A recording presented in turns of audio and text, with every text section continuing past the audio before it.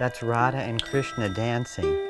But look at the beauty of how they caught the motion of them dancing in this sculpture. You know, it's amazing.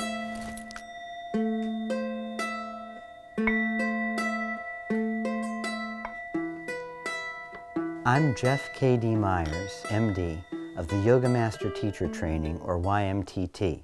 I wanted to give you a little background about me so you can understand where the Yoga Master Teacher Training came from. Yeah, I guess that was the entrance. About 40 years ago, I was in New York. I had just graduated from college, and I was having a bit of an identity crisis. I didn't know what I was going to be or where I was going to go, but I was standing at the corner of 6th Avenue and 14th Street when I looked up and saw a glowing neon sign that said Yoga Center. And I decided to see what was there.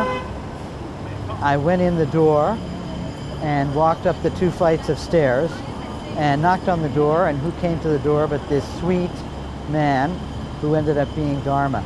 And who opened the door but Dharma Mitra, who invited me into his center for a yoga class. And I began a lifelong relationship with him. In the name of the Father,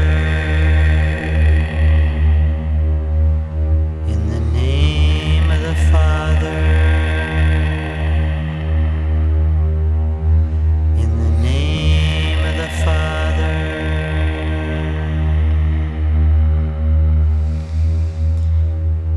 in the name of the Father, in the name of the Father, in the name, in the name, in the name. Around the same time, I was also introduced to a Sufi teacher, Adnan Sarhan, who was introduced to me by a number of friends and went to some evenings that he was offering. From both these classes, I began to experience expanded states of consciousness that I never knew existed. And this began to ground me in an interest in spirituality that I'd never had before, and set the foundation for the rest of my life.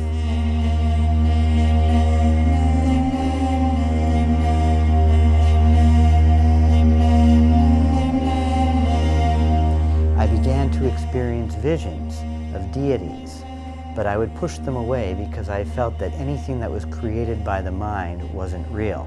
Which are archetypes, you know, so what these are symbols that can be portals to something transcendent.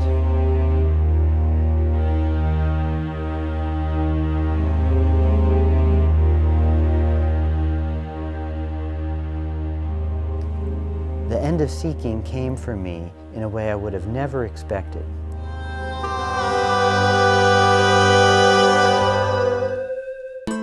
My wife at the time and I had just attended a retreat where we experienced deep meditation states and resting in non-duality. But at the end of the retreat, I still felt disconnected, and I could continue to feel suffering that I'd had for so many years. We were riding in the car, so she pulled the car over and turned to me and said, "I want you to close your eyes." I closed my eyes, and she said, "What's there?" And I said, "Nothing." And she said to me, "What if that was it? What if that's what you've been seeking all along?" In that moment, I had an implosion of my consciousness that took me into resting in non-duality, and that's never left me since that time.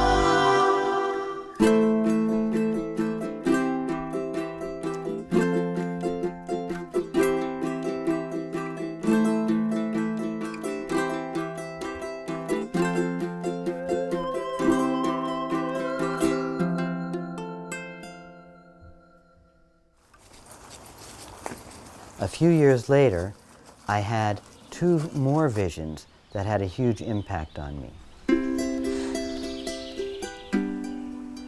One was King David, and one was a vision of the Virgin Mary. At first, I pushed away these visions, again thinking that they were just creations of the mind. But the more I contemplated them, I realized that these were revelations of archetypal understandings that had major importance for me. The King David vision being understanding of the prodigal son's return to the Father, and the vision of the Virgin Mary being a union with the Divine Mother. I am marrying Maria. I am marrying Maria. Complete me, complete me, complete me. I began to have more and more subtle experiences and develop musical talent, which I never had before, which continues with me having songs come to this day. What a gift.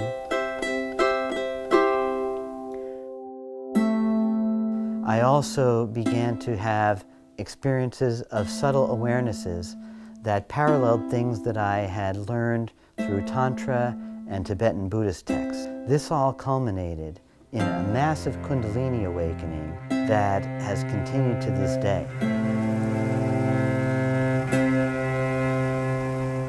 Having these experiences put me in touch with a deeper part of myself and toward an understanding of the importance of embracing this life and the connection of this life to deeper understandings in relationship to what created us.